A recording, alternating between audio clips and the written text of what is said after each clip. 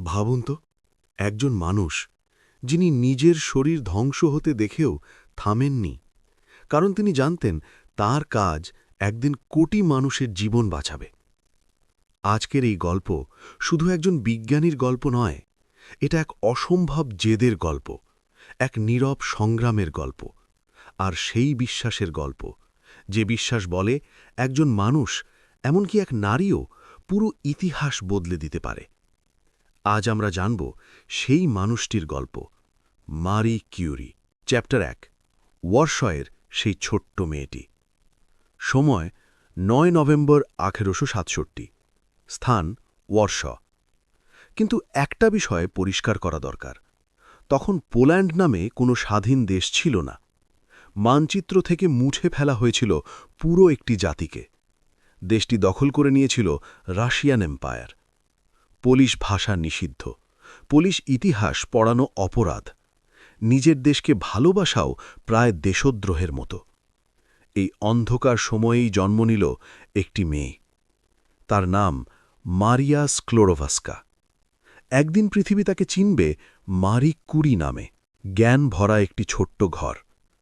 মারিয়ার পরিবার ধনী ছিল না, কিন্তু তাদের বাড়িতে ছিল একটি অমূল্য সম্পদ, জ্ঞান। তার বাবা ছিলেন গণিত ও পদার্থবিজ্ঞানের শিক্ষক। বাড়িতে ছিল ছোট্ট একটি ল্যাব, টেস্ট টিউব, বিকার, অদ্ভুত যন্ত্রপাতি। ছোট্ট মারিয়া ঘণ্টার পর ঘণ্টা এগুলোর দিকে তাকিয়ে থাকত। ছুঁতে পারত না, কিন্তু তার কৌতূহল তখনই জন্ম নিচ্ছিল, ভয়ের শৈশব। স্কুলে পোলিশ ভাষায় কথা বলা নিষিদ্ধ ছিল। একদিন স্কুলে ঢুকে পড়ল রাশিয়ান ইন্সপেক্টর। 8 বছরের মারিয়াকে দাঁড় করানো হলো। প্রশ্ন করা হলো, তোমাদের শাসক কে? তার হাত কাঁপছিল, তবুও সে নিখুঁত রাশিয়ান ভাষায় উত্তর দিল। ইন্সপেক্টর খুশি হয়ে চলে গেল, কিন্তু দরজা বন্ধ হতেই মারিয়া ভেঙে পড়ে কান্নায়। কারণ সে জানত সে নিজের দেশকে অস্বীকার করেছে। একের পর এক ট্র্যাজেডি। তারপর শুরু হলো দুঃখের অধ্যায়। প্রথমে তার বড় বোন মারা গেল টাইফয়েডে। কিছু বছর পর তার মা মারা গেলেন টিউবারকিউলোসিসে। মাত্র 10 বছর বয়সে মারিয়া হারালো 2 জন সবচেয়ে প্রিয় মানুষকে। সেই শোকের মধ্যেই জন্ম নিল এক প্রতিজ্ঞা। সে বলল, আমি বুঝব মানুষ কেন মরে। চ্যাপ্টার 2, স্বপ্ন থামিয়ে দেওয়ার বছরগুলো। 1883 সালে মারিয়া স্কুল শেষ করল গোল্ড মেডেল নিয়ে। সে ছিল পুরো ক্লাসের সেরা ছাত্রী। কিন্তু সমস্যা ছিল, ইউনিভার্সিটি অফ ওয়ারশ নারীদের ভর্তি নিত না। কারণ তখন সমাজ বলত উচ্চশিক্ষা নারীদের দরকার নেই। বোনের জন্য নিজের স্বপ্ন ত্যাগ। তার বড় বোন ব্রোনিয়া ডাক্তার হতে চাইত, পড়তে যেতে চাইত প্যারিসে, কিন্তু পরিবারের কাছে টাকা ছিল না। তখন মারিয়া বলল, তুমি আগে যাও, আমি কাজ করব, আমি তোমাকে টাকা পাঠাবো। ভাবুন, একজন 16 বছরের মেয়ে নিজের স্বপ্ন থামিয়ে দিল শুধু বোনের স্বপ্ন পূরণ করার জন্য। গভর্নেসের জীবন। সে কাজ নিল ধনী পরিবারের বাচ্চাদের শিক্ষক হিসেবে। কিন্তু বাস্তবতা ছিল কঠিন।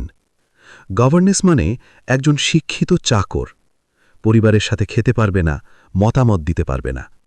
একজন গোল্ড মেডেলিস্ট মেয়ে চুপচাপ অপমান সহ্য করত।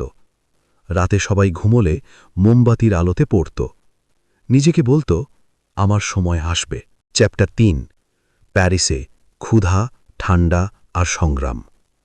1891 সালে মারি অবশেষে পৌঁছল প্যারিসে। সে ভর্তি হল ইউনিভার্সিটি অফ প্যারিসে। এখানে সে নিজের নাম বদলাল। মারিয়া স্ক্লোরোভাস্কা হয়ে গেল মারি। ক্ষুধার দিন। সে থাকত একটি ছোট্ট অ্যাটিক রুমে। শীতে বরফের মতো ঠান্ডা। খাবার অনেক সময় শুধু রুটি আর চা। একদিন ক্লাসে সে অজ্ঞান হয়ে পড়ে গেল, কারণ সে কয়েকদিন ঠিকমতো খায়নি। তবুও সে পড়াশোনা ছাড়েনি, কারণ তার কাছে শিক্ষা ছিল বেঁচে থাকার পথ। প্রথম বড় সাফল্য। 1893 সালে সে ফিজিক্সে পুরো ব্যাচে প্রথম হল। পরের বছর ম্যাথমেটিক্সেও সেরা। একজন দরিদ্র বিদেশি মেয়ে প্যারিসের সেরা ছাত্রদের হারিয়ে দিল। চ্যাপ্টার 4, 2 বিজ্ঞানীর সাক্ষাৎ। এই সময়েই মারির সঙ্গে দেখা হল একজন লাজুক বিজ্ঞানীর। তার নাম পিয়ার কুরি। তাদের প্রেম ছিল অদ্ভুত, ফুল নয়, ডেটা, কবিতা নয়, ফর্মুলা। চিঠিতে তারা লিখত আইডিয়া, এক্সপেরিমেন্ট, বিজ্ঞান। 1895 সালে তারা বিয়ে করল এবং তৈরি হল ইতিহাসের অন্যতম শক্তিশালী বৈজ্ঞানিক জুটি। চ্যাপ্টার 5, সেই ভাঙাচোরা শেড।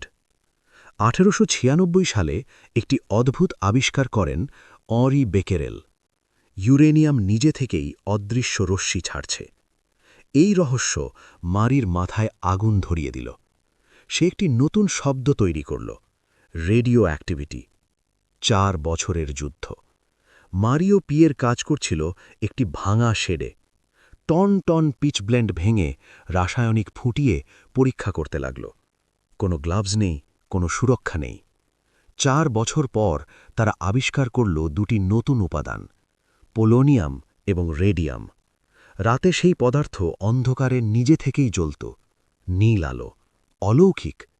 কিন্তু সেই আলোই ধীরে ধীরে তাদের শরীর ধ্বংস করছিল। চ্যাপ্টার 6, নোবেল পুরস্কার এবং অবহেলা।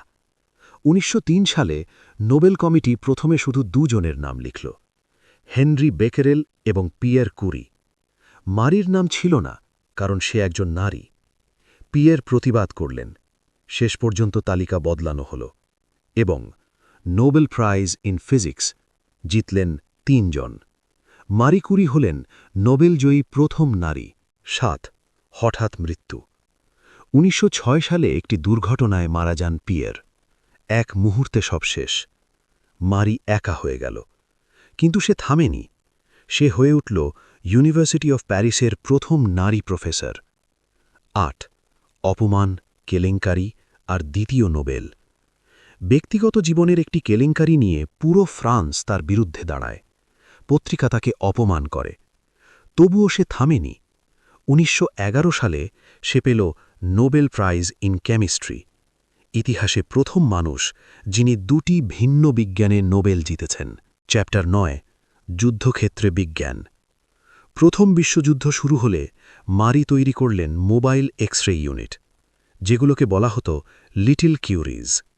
এই মেশিন ব্যবহার করে 10 লক্ষেরও বেশি সৈনিকের জীবন বাঁচানো হয়।